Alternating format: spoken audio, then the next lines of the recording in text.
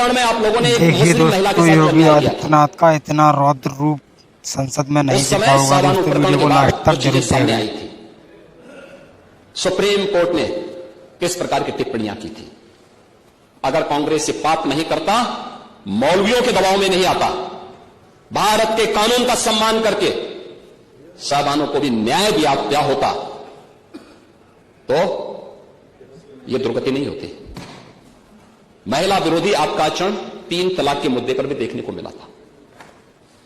3 तलाक का कानून जब प्रधानमंत्री मोदी, आप लोग तो साबानो वाले मामले में एक महिला के साथ अन्याय किए, लेकिन 3 तलाक का कानून जब आ रहा था तब भी आप लोगों ने, इंडी गठबंधन ने, कांग्रेस ने, समाजवादी पार्टी ने तब भी इस 3 तलाकी कुप्रथा का समर्थन किया था। दुनिया के अंदर तमाम इस्लामिक देश 3 तलाक की कुप्रथा को नहीं मानते, लेकिन आप हैं, सुधरेंगे नहीं, वही कठमुल्लापन की ओर देश को ले जाना चाहते हैं। देश कहां जा रहा? यह देश फतवे की राजनीति बंद करवा चुका है, लेकिन आप उसको मानने को तैयार नहीं। 3 तलाक के बिल का आप लोगों ने विरोध किया, और किस तरीके से आप लोग उन दुर्दांत माफियाओं के सामने नाक रगड़ते थे। यहां पे तो समाजवादी पार्टी की ही विधायक श्रीमती पूजा पाल उसका सबसे बड़ा उदाहरण है। एक गुंडा और एक माफिया के सामने समाजवादी पार्टी किस प्रकार से नतमस्तक होती थी जब स्वर्गीय राजू पाल की हत्या होती है। आप लोग यानी उस पूजा पाल की आंखों के आंसुओं को भी नहीं पहुंच पाए थे। आप लोगों की कोई सहानुभूति नहीं थी। आप जाति के नाम पे समाज को बांटते हैं, लेकिन आपकी सहानुभूति वास्तव में महिलाओं के प्रति नहीं है, पिछड़ों के प्रति नहीं है, दलितों के प्रति नहीं है। स्टेट गेस्ट हाउस कांड और पूजा पाल का प्रकरण और इस प्रकार के अनेक उदाहरण ऐसे हैं जो आप सबके सामने, आपके नेताओं के बयान, जेल की यात्रा कर रहे आजम खान के बयान हो, आपके पूर्व सांसद एसटी हसन के बयान हो, मुंबई में अबू आजमी के लगातार महिला विरोधी बयान हो, या फिर आप लोगों के करके किस तरीके से अपमानित करने का काम किया था। प्रस्ताव गिरा, उसके बाद आप लोगों ने बधाइयां दी एक दूसरे को, यानी हमने महिला आरक्षण विधेयक पारित नहीं होने दिया, इसके लिए बधाई दी जा रही थी। विजुअल्स दिखाई गए उस प्रकार के, नारेबाजी कर रहे थे आप लोग। यह आचरण था आप लोगों का, और इसीलिए मैं उसी बात को लेकर कहता हूं कि जो आप लोगों का आचरण है, उस आचरण के खिलाफ आज पूरा सदन ही नहीं, पूरा देश आहत है। और उसी आहत की श्रृंखला में आज हम सब यहां पर इस सदन में उस चर्चा को आगे बढ़ाने के लिए आप यहां पर आए हैं।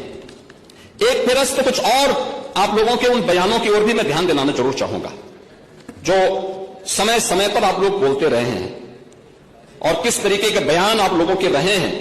ये वास्तव में आप लोग नारी गरिमा की बात करते हैं। देखिए, बदायूं में मई 2014 में 14 और 15 वर्ष की 2 बालिकाओं के साथ चचेरी बहनें थी। खेतिहर मजदूर की बेटी थी। शौचालय की सुविधा गांव में नहीं, घर के पास नहीं थी, और उन बेटियों के साथ किस प्रकार की घटनाएं घटित हुई थी, और उन सभी उसको लेकर के दुनिया ने उस मुद्दे को उस समय उठाया था। और उस समय आप लोगों ने किस प्रकार की बुलंदशहर के मामले में, बुलंदशहर में जुलाई 2016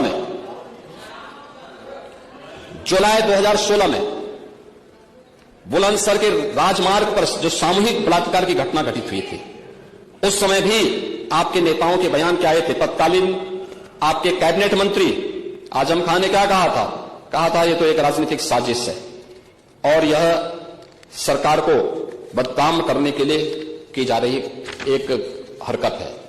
ये आपके मंत्रीगण बोलते थे, तब आप स्पीकर की चेयर पे पांडे जी आप बैठते थे।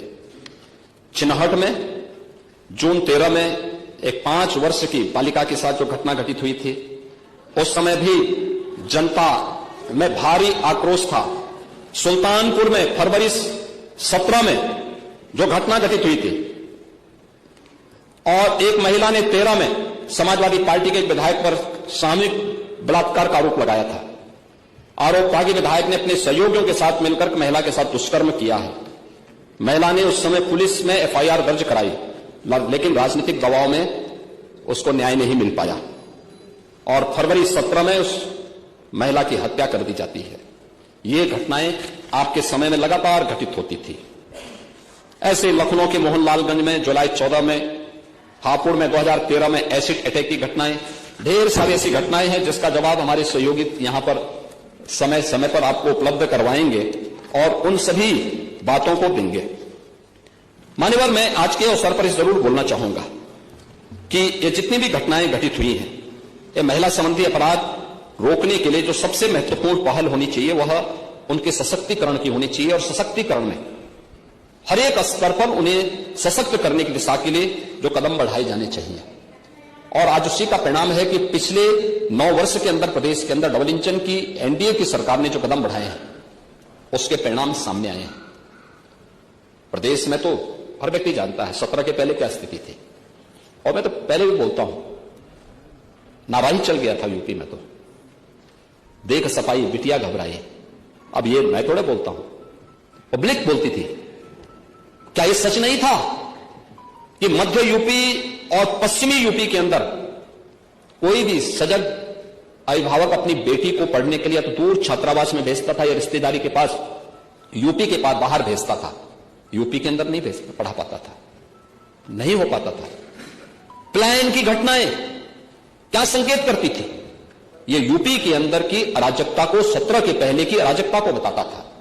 लेकिन आज मैं कह सकता हूं कि वेलफेयर स्कीम का लाभ, महिलाओं की भागीदारी, महिला कार्यबल और किस रूप में हुआ है 2013 के पहले, 2017 के पहले दोस्तों वीडियो अच्छी लगे तो पेज को फॉलो जरूर करें, कमेंट जय श्री राम जय हिंद। जो महिलाएं कार्य करती थी, रोजगार उनको प्राप्त होता था, नौकरी कर रही थी, केवल 13% उनका योगदान था यूपी में। और पिछले 9 वर्ष के अंदर एक सतत प्रयास सुरक्षा का माहौल प्रदान करने का परिणाम क्या है? आज 13% से बढ़कर के 36% से ऊपर हुआ है महिलाओं की भागीदारी प्रदेश के विकास में, 36% हुई है। यानी यह दिखाता है कि हां, उनके सशक्तिकरण के परिणाम सामने आए हैं और महिला वीमेन वर्कफोर्स आज 36% होने का परिणाम क्या है?